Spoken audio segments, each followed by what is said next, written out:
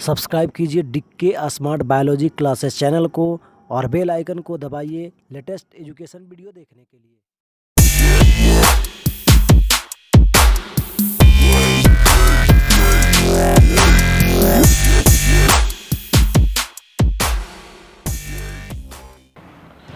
Good morning everyone. तो आज हम लोग पढ़ेंगे गॉस थ्योरम का अनुप्रयोग।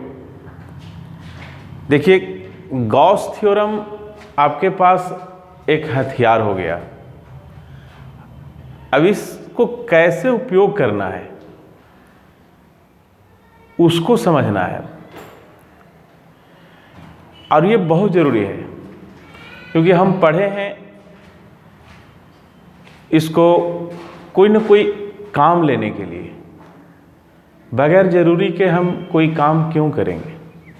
जब इसकी आवश्यकता है तभी इसको हम लोग पढ़े हैं। तो इसकी आवश्यकता किन कार्यों में है हम ये जानेंगे, फिर उसको सीखेंगे। तो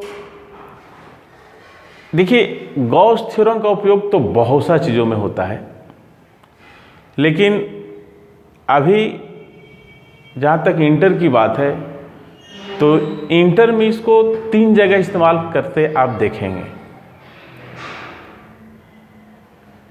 गॉस प्रमेय का जैसा आप पढ़े हैं, जैसा नेचर है, जैसे शब्दों का इसमें इस्तेमाल किया गया है, उसके अनुसार ये विद्युत फलक से रिलेटेड है। तो किसी बंद पृष्ठ से होकर कितना विद्युत फ्लक्स बन रहा है, ये गॉस प्रमेय में इंगित है। इसलिए सीधा सीधा गणित कहता है कि किसी पृष्ठ से होकर विद्युत फ्लक्स यदि निकालना हो तो गॉस प्रमेय का इस्तेमाल होगा। चूंकि है बंद पृष्ठ के लिए, लेकिन इसके मदद से हम खुले पृष्ठ से होकर भी विद्युत फ्लक्स ज्ञात कर लेते हैं। जैसे मान लीजिए कि एक खोखला घन है, खोखला घन है, और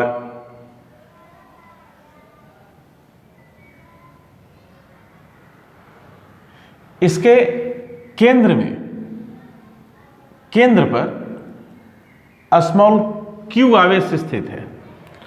खोखला घन है, लूडो के गोटी आप देखे होंगे, वो घन होता है, उसमें 6 सतह होता है, सब पर इंडिकेशन दिया हुआ रहता है 1 2 3 4 5 6।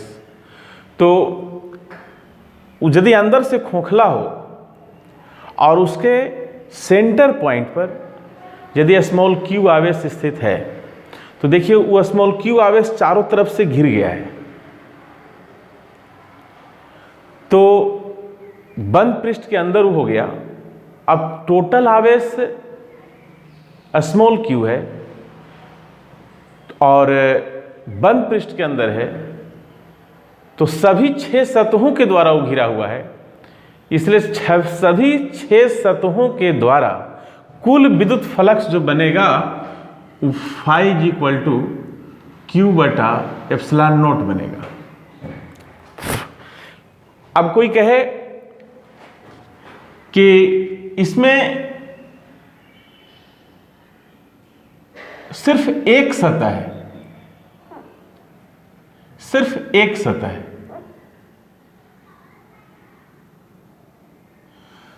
क्योंकि सभी सतह से समान दूरी पर था और सभी 6 सतहों से टोटल विद्युत फ्लक्स उतना बन रहा था, तो हर एक सतह से बराबर विद्युत फ्लक्स बनाएगा, और तब प्रत्येक सतह से जो फ्लक्स बनेगा Q बटा 6 एप्सिलॉन नॉट। तो इस तरह से ये तो खुला पृष्ठ हो गया, और खुला पृष्ठ से भी हम निकाल लेते हैं। अब आइए मान लीजिए इस तरह का कोई पृष्ठ है, मान लीजिए गिलास है, गिलास जिसमें आप पानी पीते हैं। तो गिलास के उपरला जो छोर है वो लगभग वृत्ताकार होता है और वो वृत्त के सेंटर पॉइंट पर यदि स्मॉल q आवेश स्थित है तो फिर इन पृष्ठों से होकर कितना विद्युत फ्लक्स बनेगा। ये भी खुला पृष्ठ है, लेकिन हम गॉस प्रमेय का मदद यहाँ भी ले लेते हैं, क्योंकि हमको पता है कि स्मॉल q आवेश से निकलने वाले टोटल विद्युत बल रेखा जब फ्लक्स बनाएगा तो q बटा एप्सिलॉन नोट बनाएगा। एयर में प्रयोग होता है तो एप्सिलॉन नोट लेते हैं, तो q बटा एप्सिलॉन नोट बनाएगा। जरा इसको देखिए, वो गिलास का ठीक ऊपरला पृष्ठ जो वृत्ताकार है उसके सेंटर पॉइंट पर है। वो आवेश से चारों तरफ बल रेखाएं निकलेंगे और जब सेंटर पॉइंट पर है तो यहां से ऊपर की ओर भी निकलेगा, नीचे की ओर भी निकलेगा, इधर भी निकलेगा, इधर भी निकलेगा, इधर भी निकलेगा, इधर भी निकलेगा, इस साइड भी निकलेगा, ये साइड भी निकलेगा, ये साइड निकलेगा और ये साइड भी निकलेगा। तो यहाँ से आधा से मानो यहाँ इससे ऊपर की जो बल रेखाएं हैं उनको तो कोई पृष्ठ मिल नहीं रहा है, लेकिन यहाँ से जो नीचे वाले पृष्ठ होंगे वो सब कहीं न कहीं पृष्ठ को काटेंगे और वो विद्युत फ्लक्स बनाएंगे। यानी यदि 10,000 विद्युत बल रेखाएं यहाँ से निकलते होंगे तो 5,000 ऊपर की ओर जिनको कोई पृष्ठ मिलने नहीं जा रहा है और 5,000 को नीचे की ओर निकलेंगे जिनको पृष्ठ को काटना पड़ेगा और विद्युत फ्लक्स बनाएंगे। तो टोटल से विद्युत फ्लक्स बनाता तो q बटा एप्सिलॉन नोट, लेकिन आधा विद्युत बल रेखा यहां फ्लक्स बना रहा है, इसलिए इससे होकर जो विद्युत फ्लक्स बनेगा वो q बटा 2 एप्सिलॉन नोट। तो चूंकि गॉस का जो प्रमेय है वो बंद पृष्ठों के लिए है, लेकिन हम उसका मदद खुले पृष्ठों से होकर विद्युत फ्लक्स निकालने में भी इस्तेमाल करते हैं और उसका तरीका इस तरह से होता है। खैर, इस टाइप का बहुत से क्वेश्चन आगे हम लोग डील करेंगे। पहले थ्योरी जम के पढ़ लें, उसके बाद न्यूमेरिकल को जम के पढ़ा जाएगा, लेकिन हर थ्योरी पर कमांड आपका होना चाहिए। तो ये एक पहला उपयोग इसका हुआ।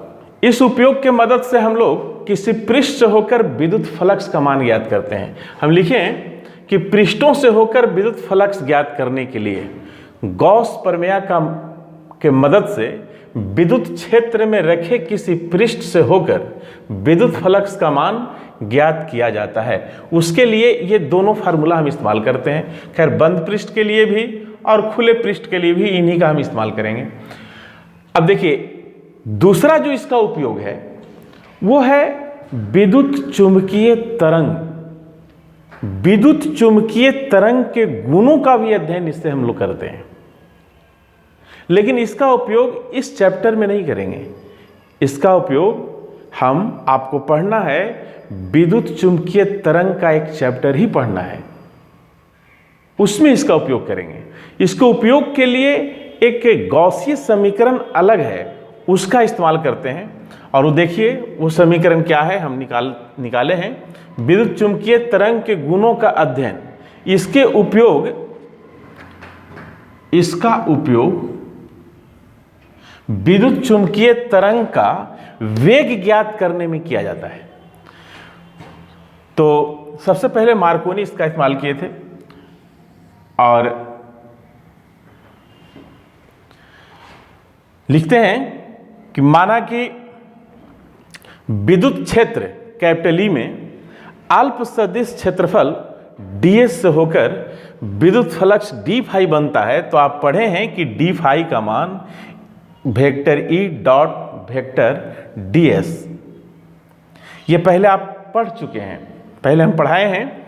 और यदि इसको इंटीग्रेट आप करते हैं तो इंटीग्रेशन इस तरह से लगाएंगे और d फाई का इंटीग्रेशन फाई ये है जैसा था वैसे ही है। अब किसी बंद पृष्ठ के लिए फिर यहाँ पर क्लोज्ड एरिया एक डालते हैं।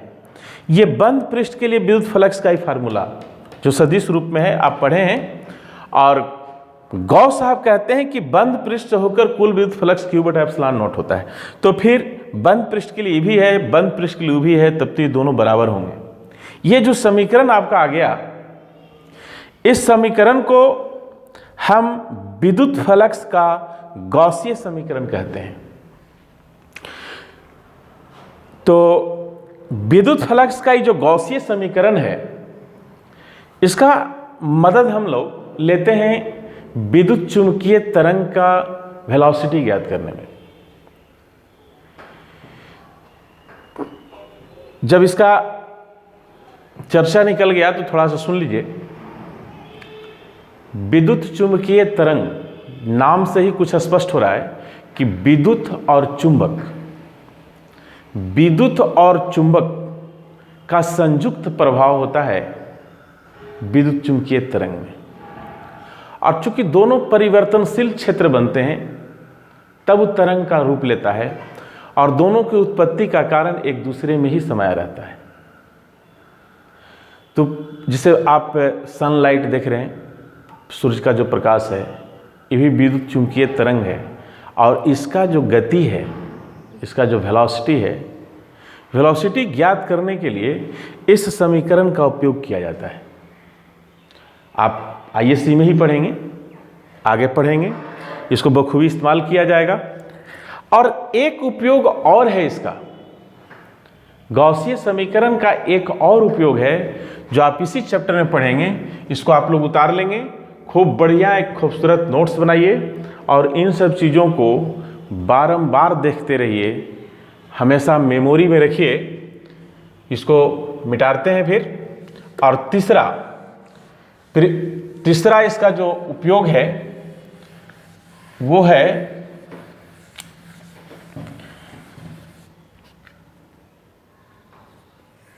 किसी विद्युत क्षेत्र में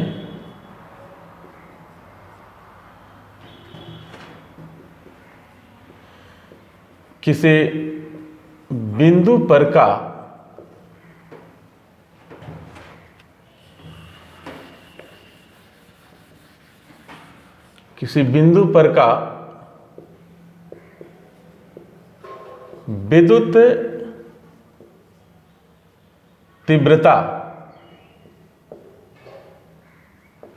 विद्युत तीव्रता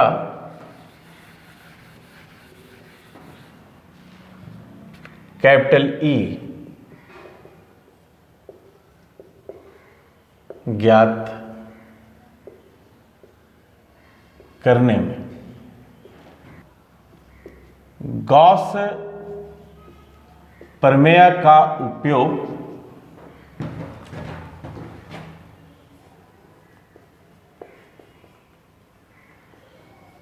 विद्युत क्षेत्र के किसी बिंदु पर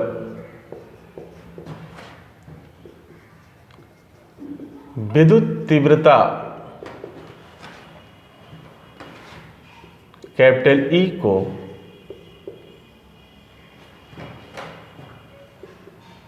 ज्ञात करने में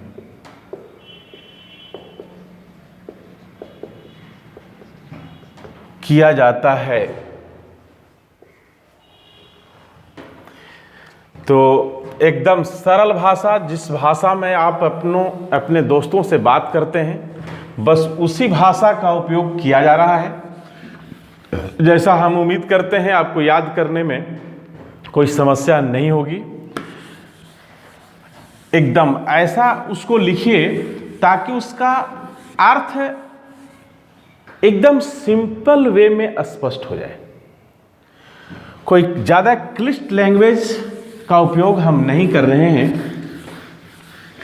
तो कैपिटल ई को ज्ञात करने में किया जाता है। कैसे, वो देखिए।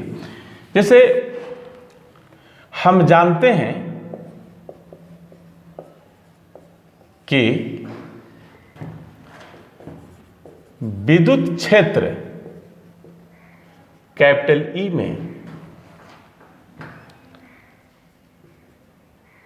अल्प पृष्ठ डीएस से होकर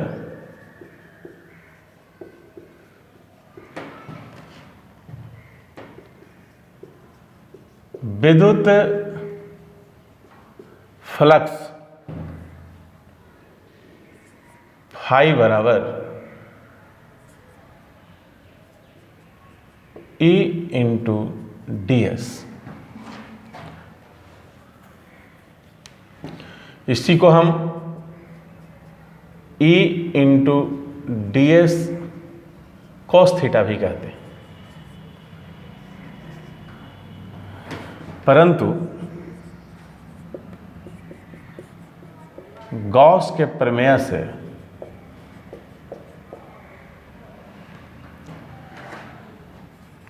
विद्युत फ्लक्स का सूत्र होता है Q बटा एप्सिलॉन नॉट।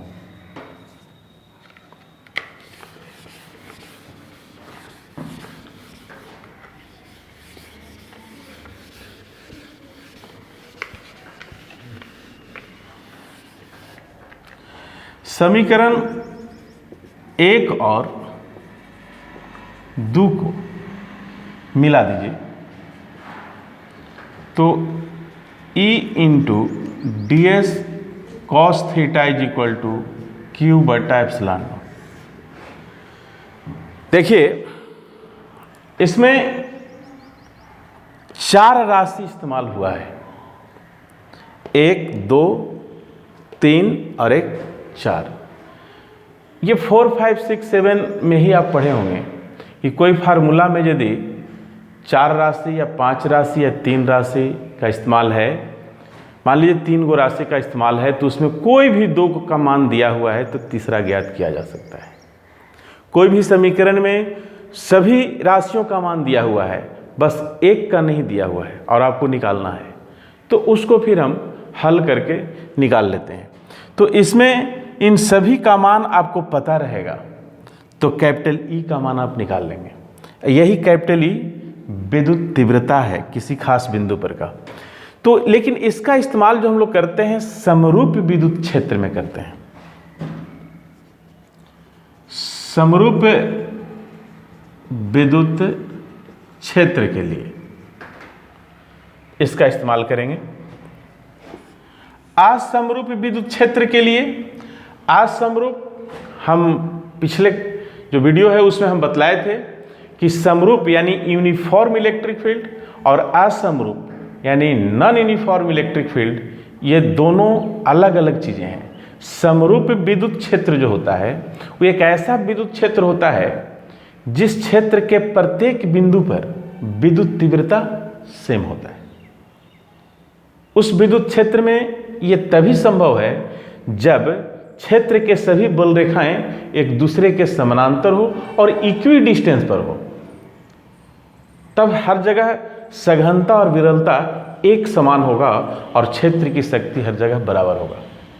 लेकिन वैसा विद्युत क्षेत्र जिसमें विद्युत बल रेखा कहीं ज़्यादा सघन है, कहीं कम सघन है, कहीं विरल है, कहीं सघन है, तो जहाँ सघन होगा वहाँ पर विद्युत क्षेत्र की शक्ति ज़्यादा होगा, जहाँ विरल होगा वहाँ विद्युत क्षेत्र की शक्ति कम होगा, तो उसको फिर हम असमरूप विद्युत क्षेत्र कहते हैं। और उसी के लिए फार्मूला का इंटीग्रेशन फॉर्म बताया गया है, ई इंटू डी एस। ये इंटीग्रेशन जो है असमरूप के लिए ही बताया गया है, तो इसका इस्तेमाल हम लोग करते हैं असमरूप विद्युत क्षेत्र के लिए।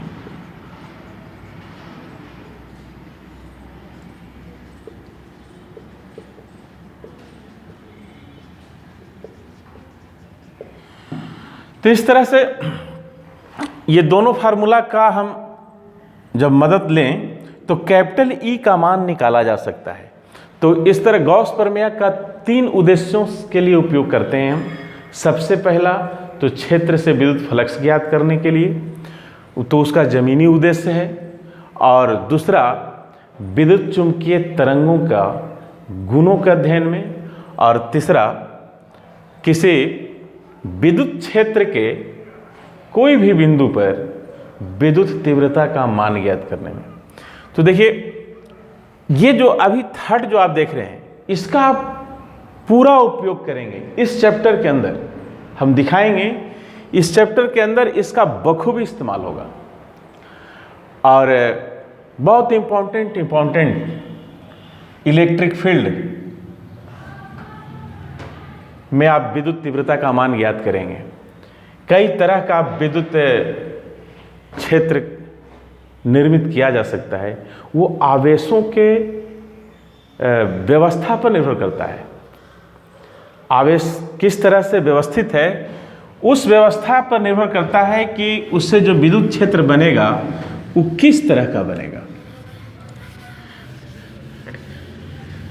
जैसे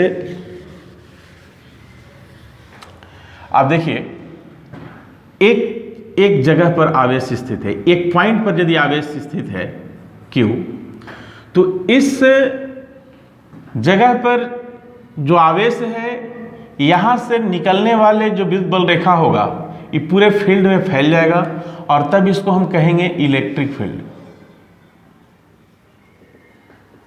इस इलेक्ट्रिक फील्ड में यदि कोई एक पॉइंट लेते हैं P, जिसकी दूरी यहां से स्मॉल r है,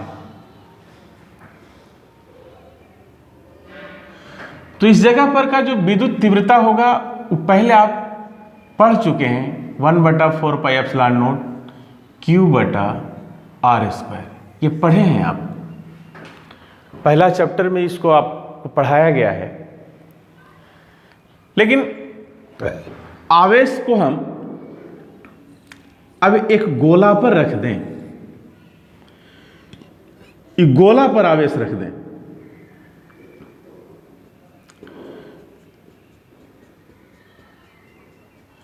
अब गोला पर आवेश रख दें और उतना ही आवेश रखें जितना यहां एक पॉइंट पर था। एक पॉइंट पर कैपिटल Q आवेश था, तब स्मॉल r दूरी पर उतना विद्युत तीव्रता होता था। अब आवेश उतना ही है लेकिन एक पॉइंट पर नहीं है, ये छितराया हुआ है, तो इसकी व्यवस्था और इसमें आवेश की व्यवस्था, ये दोनों में फर्क है। तो व्यवस्था में फर्क होने से ये जो विद्युत क्षेत्र बनेगा उस विद्युत क्षेत्र में विद्युत तीव्रता वैरी करता है या सेम गुण दिखलाता है। ये अध्ययन की चीज है, ये आपके अंदर ये जिज्ञासा आना चाहिए, क्योंकि यहां फर्क पड़ गया तो क्या वहां भी फर्क पड़ेगा या वो वैसे ही रहेगा। इस चीज को देखने के लिए अब इसके कारण आप विद्युत तीव्रता निकालिए।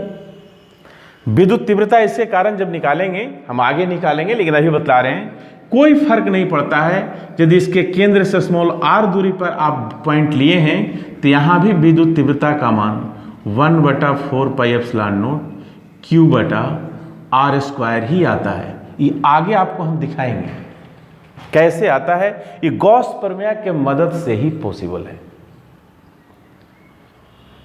तो एक पॉइंट पर जब रहता है तो, और फिर किसी स्फीयर के पृष्ठ पर, किसी गोला के पृष्ठ पर वही आवेश वितरित हो जाता है, तो दोनों में कोई फर्क नहीं पड़ता। मतलब ये एक ऐसा बिहेव दिखाता है जैसा लगता है कि टोटल आवेश यहीं पर स्थित है।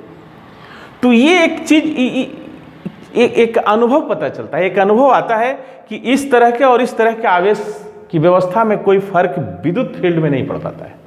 तो इस तरह के और भी कई चीजें हैं जो हम लोग आगे पढ़ेंगे, लेकिन उन सब चीजों को पढ़ने के लिए फिर वही बात है कि यदि आप किसी कार्य को करने के लिए जा रहे हैं तो आप अलर्ट हो जाएं, अलर्ट हो जाएं कि कार्य को करने के दरमियान जिन जिन चीज़ों की आवश्यकता पड़ेगा वो आपके पास पहले से होना चाहिए। यदि पहले से ना है तो आपको समस्या आएगा, हो सकता है आप फेलवेयर भी कर जाएं। तो वो उस चीज़ को अच्छे तरह से डील करने के लिए उस काम में जो जो चीज़ों की आवश्यकता होगा हम पहले उसको अध्ययन कर लेंगे। तो हम इसका उपयोग करेंगे और विद्युत तीव्रता निकालेंगे हम, लेकिन विद्युत तीव्रता निकालने के दरमियान और जो जो चीज़ों की जरूरत पड़ेगा उस चीज़ को पहले हम पढ़ लेंगे। जैसे इसको आप उतार लें,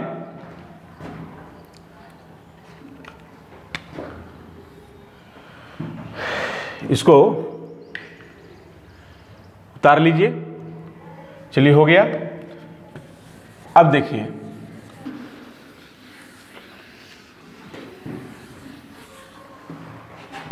इसमें जैसे पदार्थ की जब बात है और इस चैप्टर आवेश से रिलेटेड है। आवेश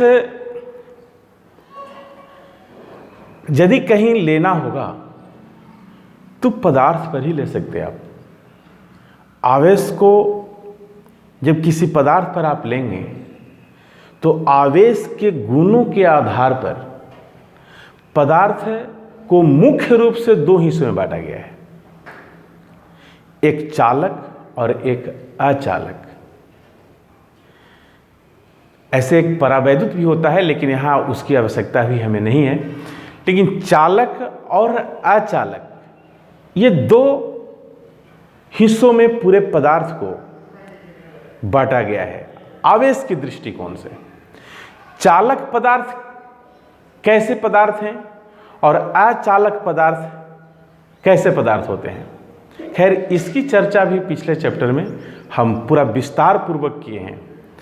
चालक पदार्थ देखिए, जैसे माध्यम को समझिए, जिस क्षेत्र में आप या हम हैं या कोई भी चीज़ है और उसमें उसकी जो गतिविधि चल रही है तो उसके लिए वो माध्यम का काम करता है। माध्यम उसको हम लोग बोलते हैं। जैसे हम लोग जो चलते हैं वो हवा का माध्यम में चल रहे हैं,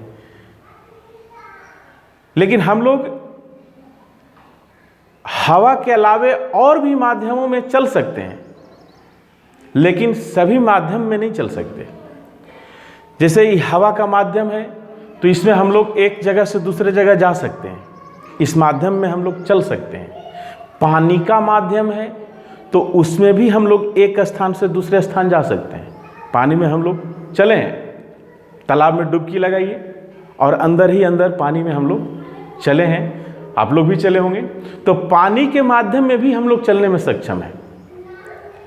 लेकिन अब कोई बहुत बड़ा चट्टान है, पत्थर है, तो उस चट्टान के अंदर चलने की जब जरूरत पड़ जाएगा तो हम लोग उसमें सक्षम नहीं हैं। उस चट्टान के अंदर हम लोग नहीं चल सकते हैं। तो हम लोग हवा का जो माध्यम है, यानी वैसा जगह जिसमें हवा है तो हवा का माध्यम हो गया, वैसा जगह जिसमें पानी है तो पानी का माध्यम हो गया, वैसा जगह जिसमें पत्थर है तो पत्थर का माध्यम हो गया। तो हम लोग हवा के माध्यम में चल सकते हैं,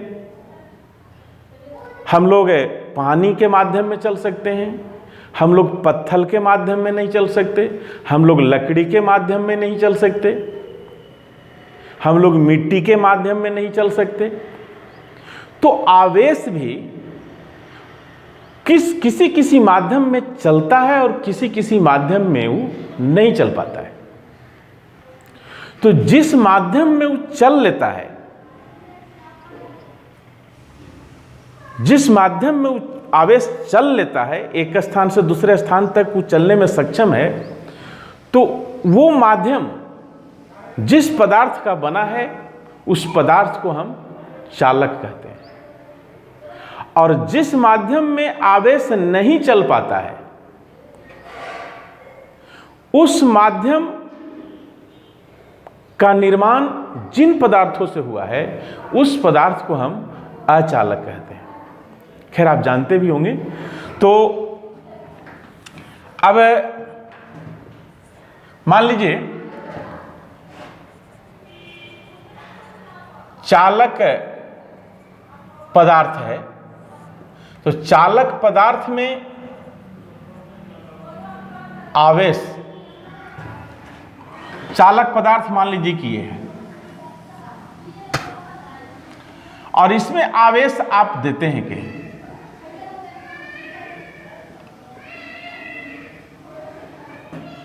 यहां आवेश आप दे दी, ये चालक है। एक पदार्थ और लीजिए और इसमें भी हम आवेश रखें, ये मान लीजिए अचालक है, कंडक्टर है, वो इंसुलेटर है। अब आप सोच सकते हैं, एकदम फर्स्ट क्लास आईएससी में है, इतना तो आप जानते ही होंगे कि समान आवेशों के बीच विकर्षण बल लगता है और विपरीत आवेशों के बीच आकर्षण बल लगता है। तो यहाँ जो भी हम आवेश लिए हैं वो एक ही तरह के आवेश लिए हैं, धन आवेश टोटल है। तो एक ही तरह के आवेशों के बीच विकर्षण बल लगता है। इस 7-8 से ही पढ़ते आप आ रहे हैं, इसलिए इसको बोलने में अच्छी बात नहीं है, आप जानते होंगे। तो फिर जब विकर्षण बल लगेगा तो दो आवेश के बीच विकर्षण बल जब लगेगा तो वो बल दोनों को एक दूसरे के दूर धकेलेगा, दूर धकेलाएगा आवेश। तब तो ई आवेश पर बल इस ओर लग रहा होगा और इस आवेश पर बल इस ओर लग रहा होगा, इस आवेश पर बल इस ओर लग रहा होगा, इस आवेश पर बल इस ओर लग रहा होगा, इस पर बल इधर की ओर लगेगा, इस पर बल इधर की ओर लगेगा, इस पर बल इधर की ओर लगेगा, इस पर बल इधर की ओर लगेगा। ठीक, विकर्षण बल है तो एक दूसरे से दूर हटना चाहेगा। खैर ये भी चाहेगा, ये भी चाहेगा, लेकिन जरा सोचिए फर्क क्या पड़ेगा। ये बल जो प्रत्येक आवेश को एक दूसरे से दूर हटाने की कोशिश कर रहा है, तो दूर हटने के लिए इसको चलना पड़ेगा, इसमें आवेश को चलना पड़ेगा तब दूर हटेगा। और चूंकि चालक है वो अचालक है, इसमें आवेश चल सकता है, उसमें आवेश नहीं चल सकता है।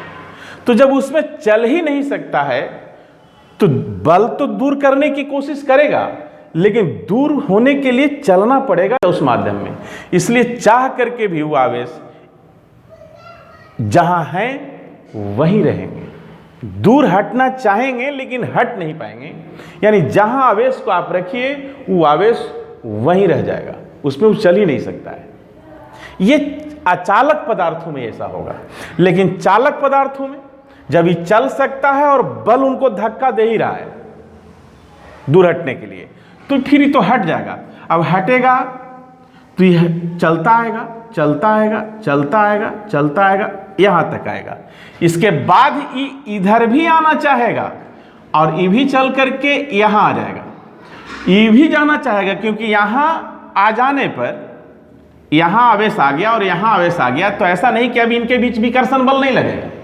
विकर्षण बल अभी भी लगेगा और ये अभी भी एक दूसरे से दूर हटना चाहेंगे, लेकिन उसके बाद इधर हवा है और हवा फिर कुचालक हो जाता है।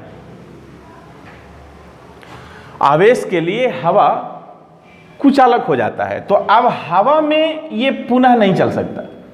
तो जहां तक चल सकता था वहां तक ही चलेगा, उसके बाद तो अब फिर चल ही नहीं सकता हवा में, तो फिर यहां ही आकर रुक जाएगा।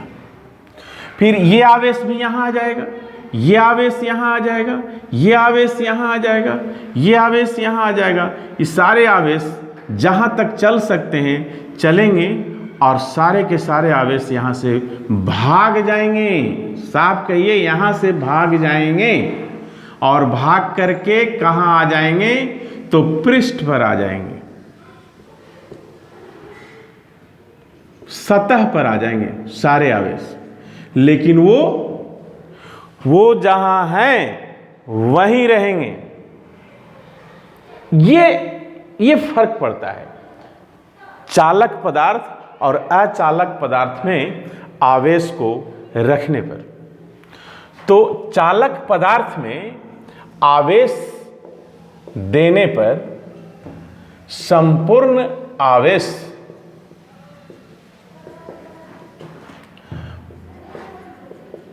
पदार्थ के बाहरी पृष्ठ पर वितरित हो जाता है।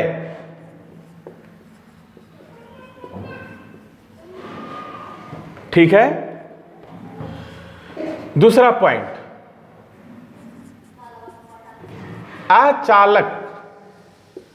अचालक पदार्थ में आवेश देने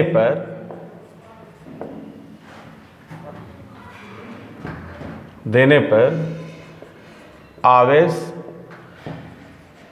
अपना स्थान नहीं बदलता है।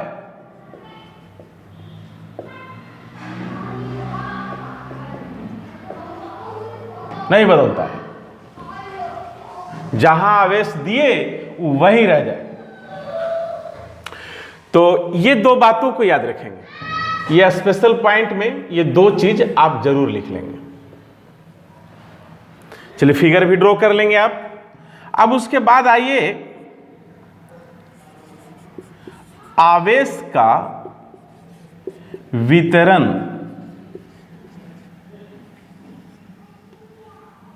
आवेश का वितरण, चार्ज डिस्ट्रीब्यूशन, चार्ज डिस्ट्रीब्यूशन, आवेश का वितरण। देखिए आवेश का वितरण जहां तक बात है, तो जो चल सकता है, जो बह सकता है, उसका कोई निश्चित आकार नहीं होता है। जैसे पानी है, पानी को यदि बहुत पतला पाइप में डाल दीजिए तो पानी एक सरल रेखा या वक्र रेखा के रूप में आ जाएगा। पाइप यदि सीधा होगा, बहुत पतला पाइप यदि है, उसमें पानी भर दीजिए तो पानी एक रेखा का रूप ले लेगा।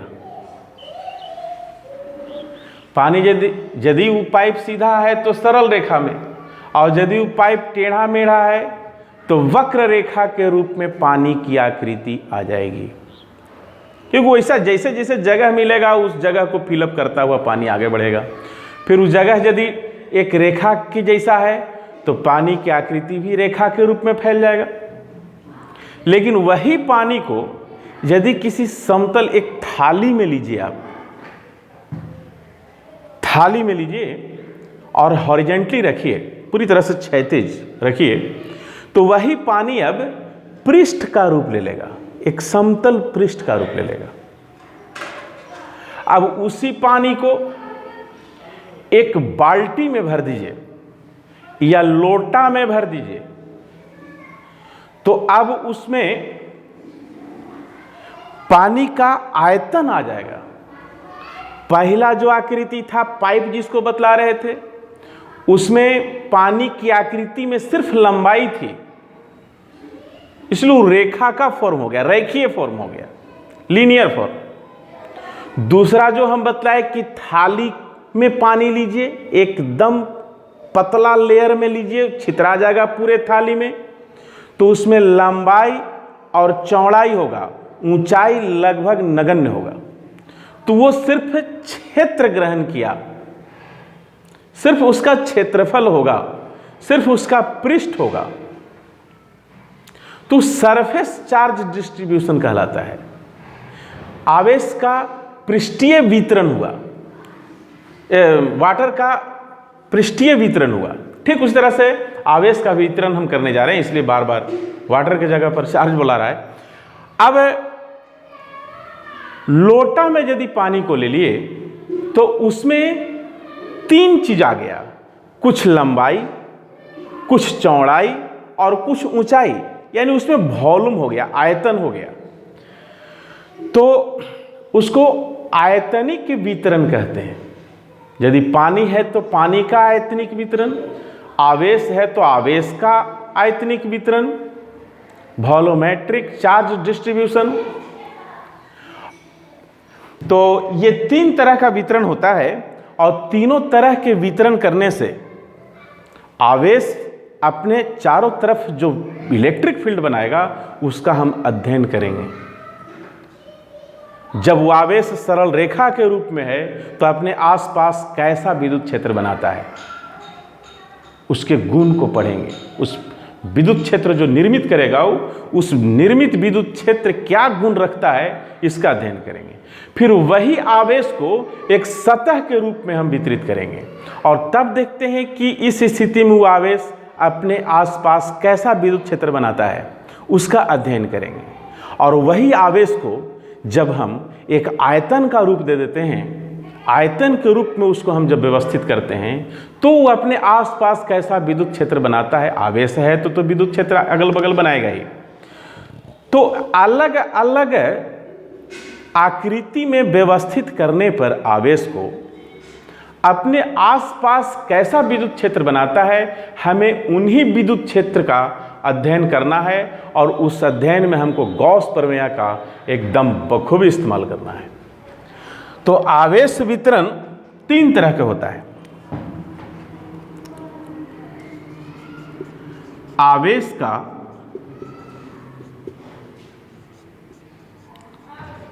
रेखीय वितरण,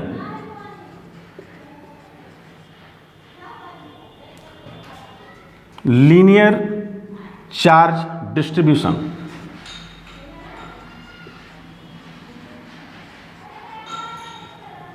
चार्ज डिस्ट्रीब्यूशन।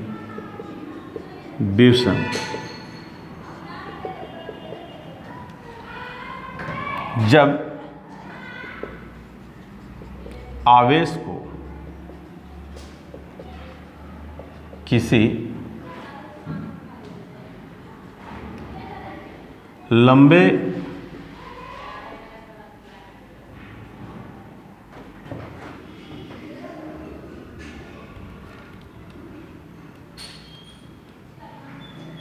चालक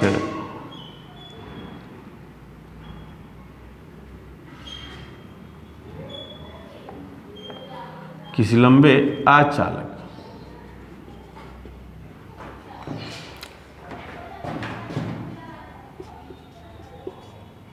तार पर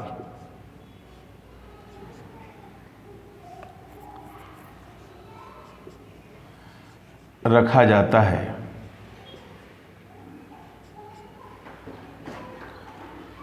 तार पर समरूप वितरण किया जाता है तो इसे आवेश का रेखीय वितरण कहते हैं।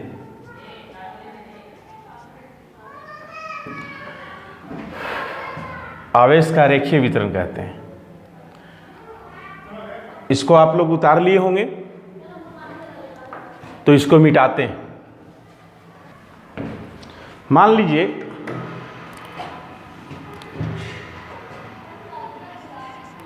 माना कि स्मॉल q आवेश L लंबाई के तार पर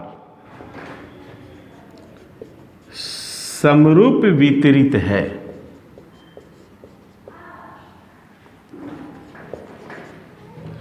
मान लीजिए कि L लंबाई है इसका, यहां से लेकर यहां तक की लंबाई जो है वो L है। इस पर आवेश हर जगह रख दिए हैं। अचालक पदार्थ का ही तार है और अभी अभी आप समझे हैं कि जहां रखेंगे वहीं आवेश रहेगा अचालक पदार्थ में। तो फिर इस तरह से एक समान वितरण, नहीं कि यहाँ ज़्यादा और यहाँ कम रखें, यहाँ कुछ उससे भी कम, ऐसा नहीं। हर जगह एक समान वितरण यदि आप देते हैं तार पर आवेश का, तो इस रूप को, आवेश के इस व्यवस्था को हम रेखीय वितरण कहते हैं। आवेश का रेखीय वितरण और लीनियर चार्ज डिस्ट्रीब्यूशन कहते हैं। तो यहां से लेकर के यहां तक आवेश आप बिछा चुके हैं।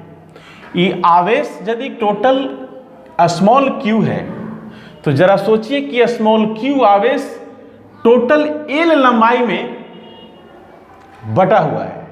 तो l लंबाई में स्मॉल q आवेश है, तो एकांक लंबाई में कितना होगा? q बटा l। l लंबाई में स्मॉल q, तो एकांक लंबाई में स्मॉल q बटा l। l लंबाई में स्मॉल q, तो एकांक लंबाई में q बटा l। तो एकांक लंबाई में तो इसके प्रति एकांक लंबाई में आवेश स्मॉल q बटा l को आवेश का रेखीय घनत्व कहते हैं। रेखीय घनत्व, आवेश का रेखीय घनत्व, लीनियर चार्ज डेंसिटी कहते हैं। लीनियर चार्ज डेंसिटी कहते हैं। इसे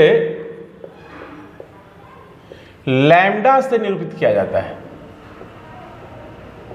निरूपित किया जाता है, यानी लैम्डा बराबर q बटा स्मॉल l हुआ। एकांक लंबाई में जो आवेश होगा उसको हम लीनियर चार्ज डेंसिटी, आवेश का रेखीय वितरण में लीनियर चार्ज डेंसिटी एकांक लंबाई पर का आवेश होता है, इसको लैम्डा से निरूपित करते हैं। ठीक है, चलिए इसको उतार लें। आप इसको जितना जल्दी हो सके आप उतारें। उसके बाद दूसरा जो होता है वो होता है वह थाली वाला बात, आवेश का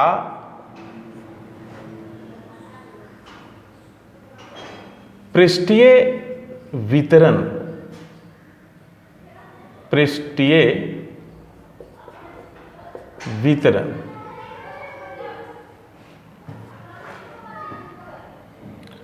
और वो हो गया एरियल चार्ज डिस्ट्रीब्यूशन।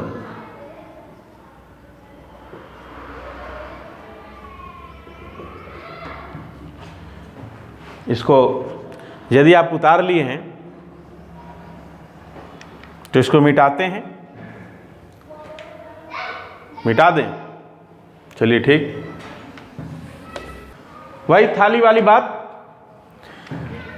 मान लीजिए, छोड़िए ना, अभी यदि एक गोला ही ले लेते हैं आप, लेकिन चालक पदार्थ का लीजिए, कोई मेहनत नहीं करना पड़ेगा। चालक ये है, इस पर आवेश छोड़िए, कहीं भी आवेश छोड़िए ना, आवेश इस पर छोड़िए, ये पूरे पृष्ठ पर वितरित हो जाएगा।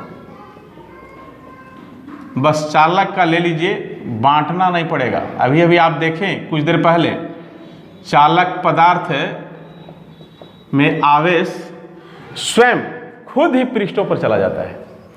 तो यदि ये पृष्ठ पर आवेश वितरित हो गया तो हम कहेंगे कि आवेश का ये पृष्ठीय वितरण है, ये एरियल चार्ज डिस्ट्रीब्यूशन हो गया, आवेश पृष्ठों पर आ गया। तो जरा लिख लेते हैं इसे। यदि आवेश को किसी पृष्ठ पर एक समान वितरण हो, यदि आवेश का लिखिए, यदि आवेश का किसी पृष्ठ पर एक समान वितरण हो तो इसे एकदम सिंपल लैंग्वेज, एकदम साधारण भाषा, कोई मेहनत नहीं, बस इसको आप समझिए, हमेशा मुंह पर, जुबान पर एकदम पड़ा रहेगा। ये वितरण हो तो इसे आवेश का पृष्ठीय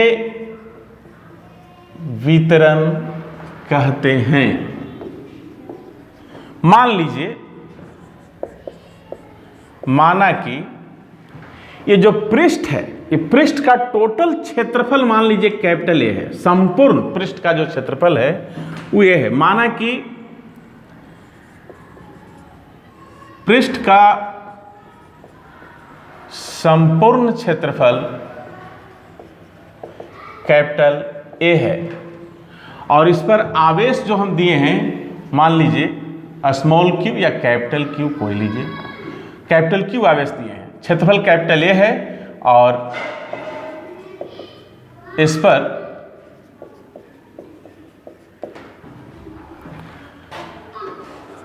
आवेश कैपिटल क्यू वितरित है, तब पूरा कैपिटल ए क्षेत्रफल है जिसका, और कैपिटल ए क्षेत्रफल पर आवेश कितना बटा हुआ है, कैपिटल क्यू, तो एकांक क्षेत्रफल पर कितना आवेश होगा, कैपिटल क्यू बटा ए। तब इसके एकांक क्षेत्रफल पर का आवेश कैपिटल क्यू बटा ए को आवेश का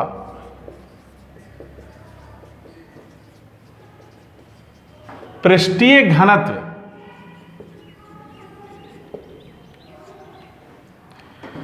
यानी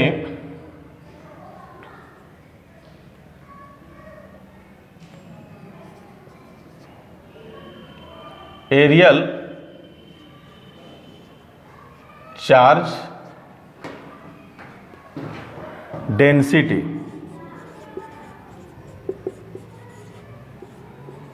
कहते हैं।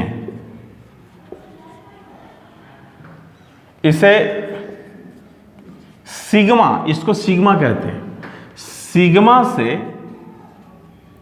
निरूपित किया जाता है, यानी सिग्मा बराबर कैपिटल क्यू बटा ए। आयतनिक वितरण,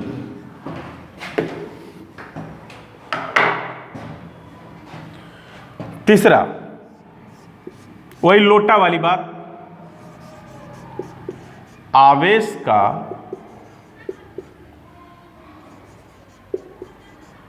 आयतनिक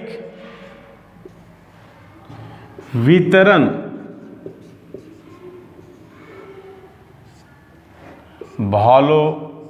वॉल्यूमेट्रिक चार्ज डिस्ट्रीब्यूशन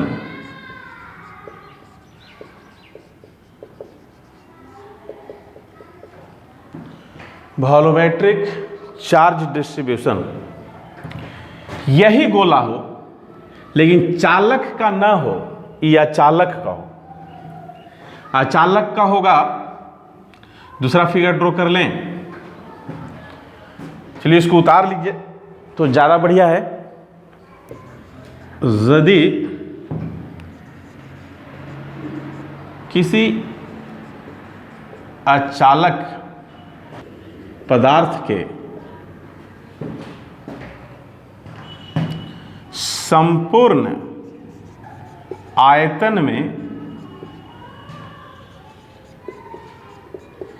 आवेश का समरूप वितरण हो, एक समान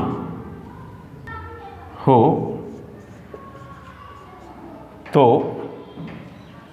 उसे आवेश का आयतनिक वितरण कहते हैं।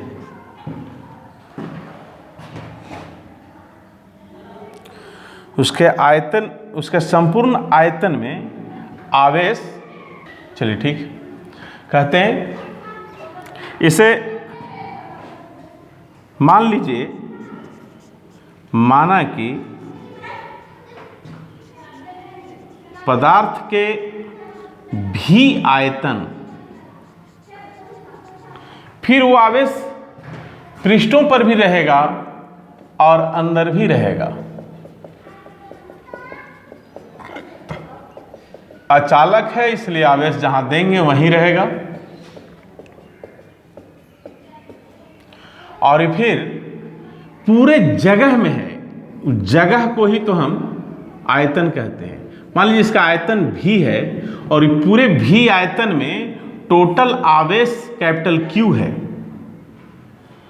तो भी आयतन में कैपिटल क्यू आवेश है, भी आयतन में कैपिटल क्यू आवेश है, तो एकांक आयतन में क्यू बटा वी। तो पदार्थ के भी आयतन में कैपिटल क्यू आवेश व्यवस्थित है, व्यवस्थित है, तो इसके एकांक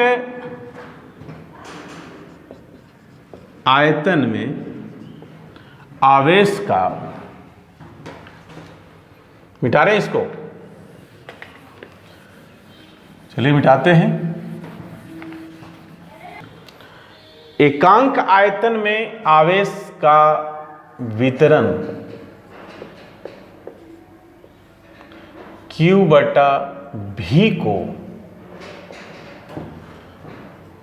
आवेश का आयतनिक घनत्व, आयतनिक घनत्व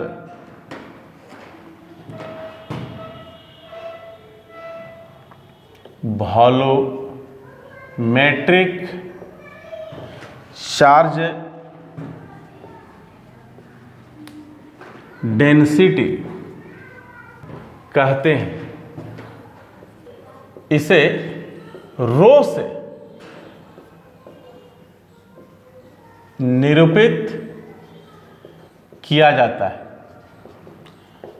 इसको रो पढ़ते हैं, यानी रो बराबर Q बटा V। तो बस आज तो कुछ ज़्यादा दिमाग लगाने की ज़रूरत नहीं था, बस सिंपल सा थ्योरी जिसको जानना ज़रूरी था, बहुत ज़्यादा इसमें सोचना नहीं था, बस जानना था। और हम लोग पढ़े गॉस थ्योरम का 3 तरह का उपयोग, उसके बाद चालक और अचालक पदार्थ में आवेश का किस तरह से वितरण होता है वो, और फिर आवेश का वितरण का 3 रूप, एक रेखा के रूप में, एक क्षेत्र के रूप में और एक आयतन के रूप में। बस आज इतना ही। अपना बहुत बहुत ख्याल रखिएगा। लॉकडाउन में घर पर रहें, सुरक्षित रहें, ये आपके लिए किया जा रहा है।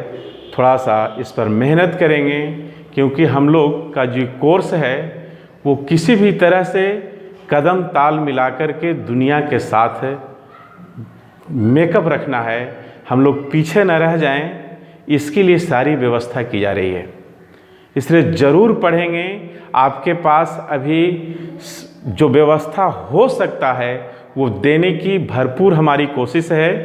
ये लॉकडाउन में हम समझ रहे हैं कि ये वीडियो पर पढ़ना और आमने सामने पढ़ना, ये दोनों में आसमान और ज़मीन का फ़र्क है। हम उस तरह से नहीं 100% आपको बतला सकते हैं, ना आप हमारे सामने खुल्लम खुल्ला कोई क्वेश्चन कर सकते हैं। यदि इसमें किसी तरह का किसी को समस्या होगा जो हमें दिमाग में नहीं आ रहा है, तो वो समस्या फिर रह जाएगा। तो ये चीज़ को हम समझ रहे हैं, लेकिन अब क्या करेंगे? इस तरह का स्थिति है कि इसमें ना तो आप कुछ कर सकते हैं और ना हम कुछ कर सकते हैं। तो जहाँ बात है जीवन का, तो फिर पहले जान है, उसके बाद जहान है। लेकिन कोशिश की जा रही है कि जान भी और जहान भी बचा लिया जाए। अब इसमें कितना हम दोनों मिलकर, हम और आप, ये दोनों जब एक साथ मिलकर काम करेंगे और भरपूर काम करेंगे तो ज़रूर हम लोग सफल होंगे। Thank you. धन्यवाद।